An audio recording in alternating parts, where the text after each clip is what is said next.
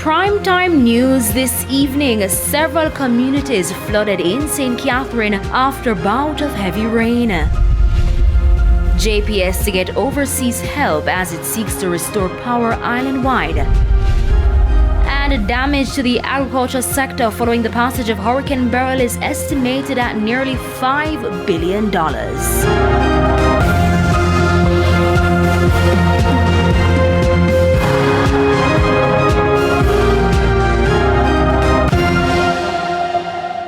Good evening and welcome to Primetime News on air and online at onespotmedia.com. I'm Archibald Gordon. And I'm Janella Precious. A special welcome also to our viewers on TVJ International in the Cayman Islands. And with a preview of what's coming business news, here's Javon Keys.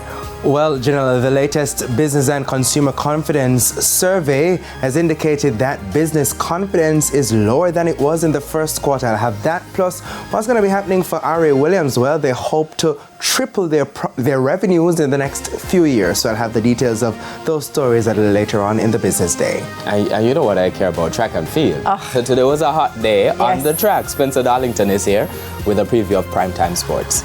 Thank you, Archie. Well, there are a few athletes on Jamaica's track and field team to the Olympic Games classified as alternates, but there's a bit of uncertainty as to what their real status will be when the team gets into Paris. We'll tell you more in Primetime Sports later. It's weather. Yeah, right. Yeah. Like, I thought we were experiencing Beryl 2 this afternoon because of the rain and the flooding. What is happening, Romain? Thanks, Janella. We still have that upper trough that is helping to guide showers and thunderstorms across the Jamaica area, especially in the afternoons. We had about 40 millimeters of rainfall average between St. Catherine, Clarendon and St. Andrew this afternoon, and we are expecting a little bit more tomorrow and even more on Thursday. Thanks, Romain. And as you heard earlier on in the headlines, the rains had an impact in St. Catherine. That's our lead story. But before we get to the lead story, and before the break, we have E-Prime as well as sports commentary coming up.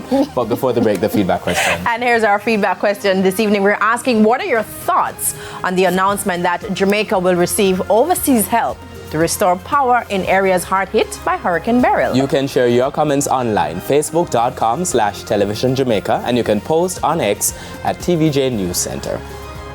Please stay with us. Primetime News returns after this break.